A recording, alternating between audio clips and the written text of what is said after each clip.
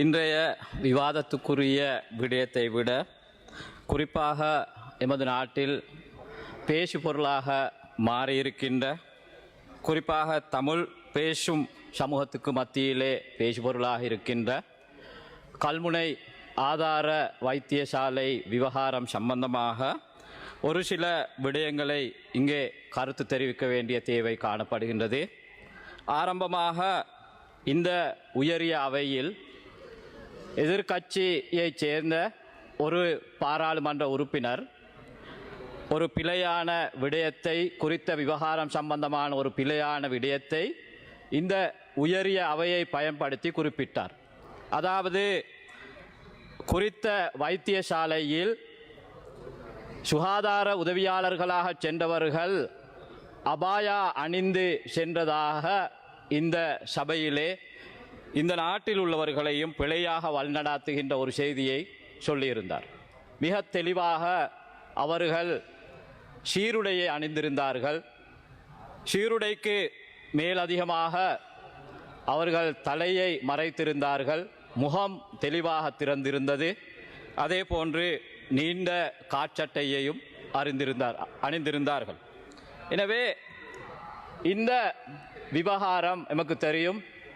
கடந்த வாரம் வந்தபோது இது சம்பந்தமாக குறித்த அமைச்சருடனும் அதனோடு தொடர்புடைய பலருடனும் இந்த பிரச்சனையை பூதாகரமாக்காது, அதனை எவ்வாறு மிக சிறப்பான முறையில் இதற்கான ஒரு தீர்வு வழங்கப்பட வேண்டும் என்பதை மனதில் கொண்டு ஒரு அரசாங்கமாக நாங்கள் செயல்பட்டோம்.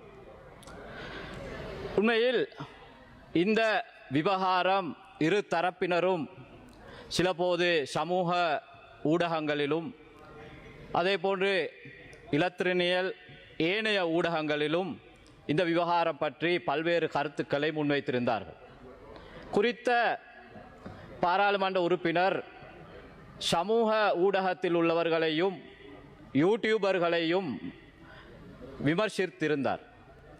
நான் நினைக்கின்றேன், நீண்ட காலமாக ஒன்றாக வாழுகின்ற, பரஸ்பரம் அறிமுகமானவர்கள் சிலபோது அவரவர்களுடைய மத கலாச்சாரங்களை மதித்து அதற்கு கௌரவம் அளித்து செயல்படுவது சாலச் சிறந்ததாகும்.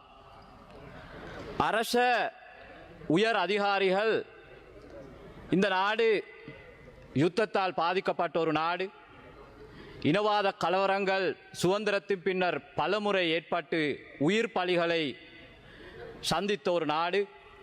எனவே இத்தகைய உணர்வுபூர்வமான, உணர்ச்சி வசமிக்க இத்தகைய பிரச்சனைகள் வருகின்ற போது நிதானமாக செயல்பட வேண்டிய கடமையும் அவர்களுக்கு காணப்படுகிறது. எனவே சிலபோது அதனை மதிக்காது செயல்படுகின்ற சிலபோது காரணங்களால்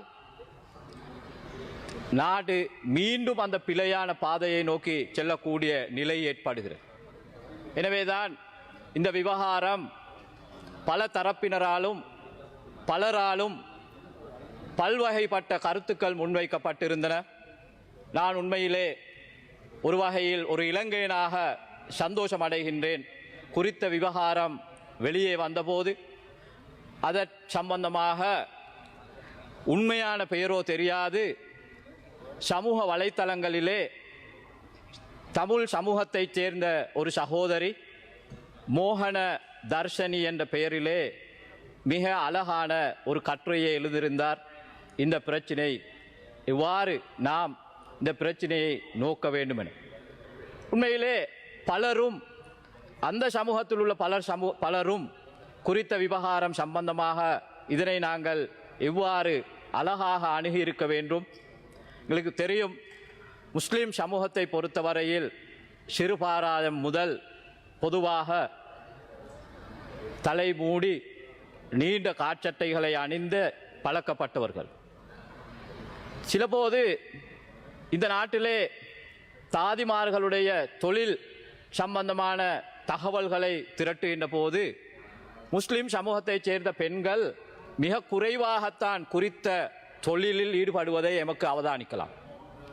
அதற்கான பிரதான தடையாக அவர்கள் நம்புகின்ற அந்த மத நம்பிக்கை, அந்த கலாச்சாரத்தின் காரணமாக தான் சிறுவயதிலிருந்து பயிற்றுவிக்கப்பட்ட அந்த ஆடை கலாச்சாரத்தோடு தனக்கு தொழில் புரிய முடியாது என்ற அந்த தருணங்களில் சில போது அந்த துறை சார்ந்து தொழில் புரிவதை அவர்கள் தவிர்த்து கொள்கிறார்கள். நான் நினைக்கின்றேன், உலகில் இன்று பல நாடுகளிலும் அந்த கலாச்சாரங்களை மதித்து அதற்கேற்றால் போல் சுகாதார விதிமுறைகளையும் பேணியதாக அவர்களுக்கு சீருடைகளை அணிவதற்கான சந்தர்ப்பங்களை பல நாடுகள் அந்த சந்தர்ப்பங்களை அளித்திருக்கின்றன. எமது நாட்டில் கூட சில போது தனியார் வைத்தியசாலைகளும் கூட அவர்களுக்கு அத்தகைய உரிமைகள் கிடைத்திருக்கின்றன.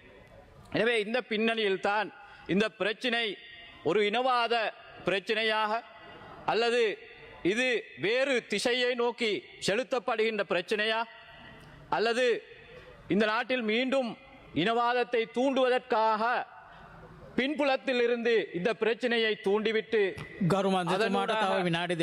அதனூடாக அரசியல் செய்ய சிலர் எத்தனிக்கின்றார்களா என்ற கேள்விகள் எல்லாம் எழுந்தது.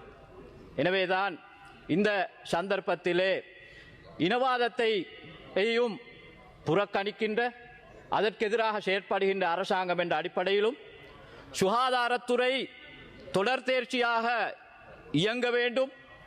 இந்த பிரச்சனையின் காரணமாக பாதிக்கப்பட போறவர்கள் இரு தரப்பினர்களும் முரண்படுகின்ற போது, முட்டிக்கொள்கின்ற போது அதிலே பாதிக்கப்படுகின்றவர்கள் நோயாளிகள், அவர்கள் எந்த சமூகத்தை சார்ந்தவர்களாகவும் இருக்கலாம். எனவே சுகாதாரத்துறையின் அந்த செயற்பாடுக்கு தடைபடாத முறையிலும் இனவாதம் தொடர்ந்தும் வித்திடாத வகையிலும் உடனடியாக ஒரு தீர்மானம் எடுக்க வேண்டியிருந்தது. எனவே அந்த வகையில் தான் தற்போது தற்காலிகமாக குறித்த அந்த சுகாதார உதவியாளர்களை அண்மையில் உள்ள அந்த வைத்தியசாலைக்கு இடமாற்றம் செய்யப்பட்டிருக்கின்றன. தெளிவாக நான் ஏற்றுக்கொள்கின்றோம், நம்புகின்றோம், இது தீர்வு அல்ல. கண்டிப்பாக நான் நினைக்கின்றேன், நீண்ட காலமாக இந்த விடயம் சம்பந்தமான கலந்துரையாடல்கள் பல மட்டங்களில் மேற்கொள்ளப்பட்டிருக்கின்றன. இன்றும் கூட அமைச்சருடன் இது சம்பந்தமாக கலந்துரையாடினோம். இந்த அமைச்சர் அவர்களும் இது சம்பந்தமான இந்த விடயத்தை ஏற்றுக்கொண்டார்கள். நான் நினைக்கின்றேன், இன்று நடைபெற்ற ஊடக சந்திப்பில் கூட இதை பற்றி குறிப்பிட்டிருந்தார்கள்.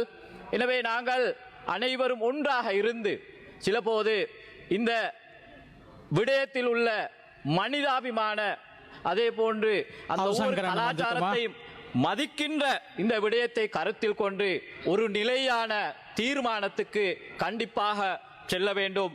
அதுதான் உண்மையான தீர்வாக மாறும். எனவே அரசாங்கம் என்ற அடிப்படையிலும் இலங்கையர்கள் என்ற அடிப்படையிலும் நாங்கள் ஒவ்வொருவரும் இது சம்பந்தமாக கலந்தாலோசித்து இந்த விடயம் சம்பந்தமாக கருத்துரைத்து ஒரு சிறப்பான தீர்வை நாங்கள் அனைவரும் எட்ட வேண்டும் என்பதை இந்த இடத்திலே நான் கூறிக்கொள்ள விரும்புகின்றேன். The Pioneer News website is based in Sri Lanka.